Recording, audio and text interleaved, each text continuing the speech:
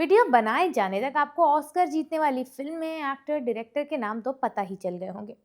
किसी फिल्म को 14-15 नॉमिनेशन मिले ये भी आपको पता होगा। कैसे टिमोथी शैलेमेट को पीछे छोड़कर माइकल बी जॉर्डन ने बेस्ट एक्टर का अवार्ड द सिनर्स के लिए जीता।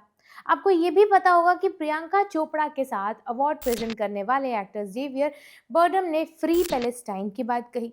लेकिन मैं आपको ऑस्कर में हुए कुछ बहुत ही अलग मोमेंट के बारे में बताने वाली हूँ, जो 14 साल में पहली बार हुआ है, जिसका भारत से सीधा कनेक्शन है। तो अगर आपको जानना है कि ऑस्कर अवार्ड में जीतने वाली फिल्म का इंडिया से क्या कनेक्शन है, तो चैनल को सब्सक्राइब जरूर कर लीजिएगा। हाय, मेरा नाम है अन्नू और आप देख रहे हैं बजर बट्टू एंटरटेनमेंट पर मास्टर शॉट। हर साल जब ऑस्कर्स की शाम कहिए या रात आती है तो दुनिया भर के फिल्म लवर्स की नज़र एक ही सवाल पर होती है, इस बार जीत किसकी होगी और किस कैटेगरी में होगी। लेकिन 2026 के ऑस्कर्स में कुछ ऐसा हुआ जिसने कुछ सेकंड्स के लिए सही पर पूरे ऑडिटोरियम को थोड़ा हैरान और ज़्यादा खुश कर दिया। स्टेज पर प्रेजेंटर खड़े थे, हाथ में एनवेलप था और सबको लगा कि अब एक फिल्म का नाम लिया जाएगा, तालियां बजेंगी और आगे बढ़ जाया जाएगा। लेकिन इस बार कहानी थोड़ी सी अलग थी। प्रेजेंटर ने एनवेलप खोला, विनर का नाम पढ़ा और अचानक रुक गए। फिर एक पॉज लेकर प्रेजेंटर ने मुस्कुराते हुए कहा, it's a tie, I am not joking. And the Oscar goes to. It's a tie. I'm not joking.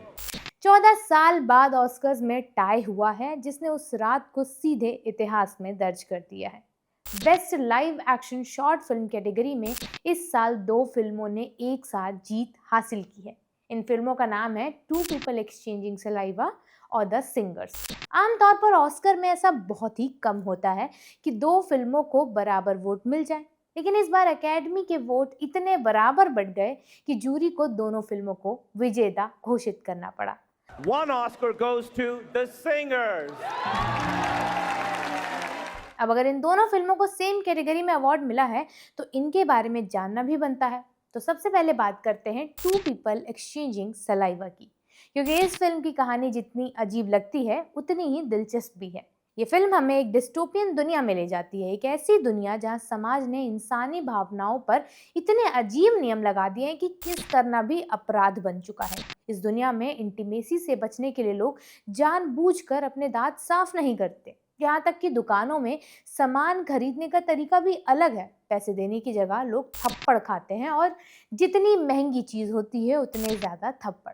सुनने में ये अजीब सा लगता है, लेकिन फिल्म इसी अजीब समाज के जरिए ये सवाल उठाती है कि जब समाज ह्यूमन इमोशंस को कंट्रोल करने लगता है तो जिंदगी कितनी अननेचुरल हो जाती है।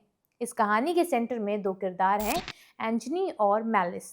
एंजनी एक अमीर लेकिन इमोशनली खाली महिला है, जबकि मैलिस एक डिपार्टमेंट स्टोर में नई नई काम करने वाली सेल्स गर्ल है। दोनों के बीच धीरे धीरे कनेक्शन बनता है, लेकिन उस समाज में जहाँ प्यार इलीगल है वहाँ उनका रिश्ता भी खतरे से भरा हुआ है।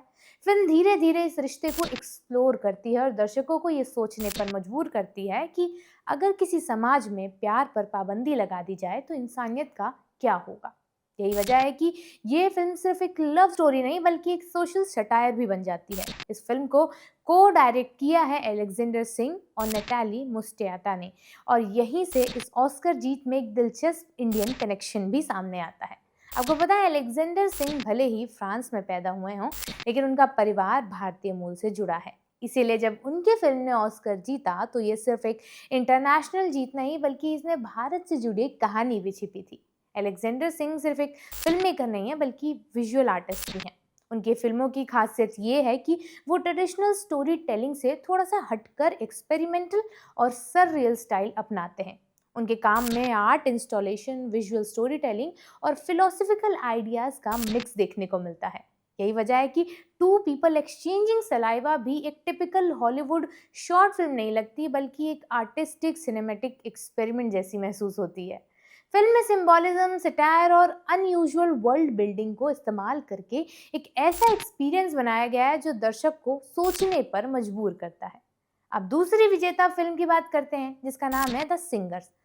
अगर पहली फिल्म डार्क और फिलोसफिकल है तो ये फिल्म बिल्कुल अपोजिट है। द सिंगर्स एक हल्की फुल्की लेकिन बेहद दिल छू लेने वाली म्यूजिकल शॉर्ट फिल्म है। कहानी एक छोटे से बार में शुरू होती है जहाँ कुछ आम लोग बैठे होते हैं, मजदूर, बारटेंडर और कुछ रेगुलर कस्टमर्स। माहौल सामान्य है, लेकिन अचानक एक आदमी खुद को दुनिया का सबसे अच्छा सिंगर बताकर डींगे मारने लगता है। बस फिर क्या था, बार में एक स्पॉन्टेनियस सिंगिंग कंपटीशन शुरू हो जाता है। And the bartender, of course. Well, bartender ऐलान करता है कि जो सबसे अच्छा गाएगा उसे पैसे और फ्री ड्रिंक्स मिलेंगे। इसके बाद एक एक करके लोग गाना शुरू करते हैं। कोई फनी गाता है, कोई इमोशनल, कोई बस मजे के लिए। धीरे धीरे कंपटीशन एक अलग ही माहौल बना देता है जहाँ स्ट्रेंजर्स भी एक दूसरे से कनेक्ट करने लगते हैं। so pull up a chair.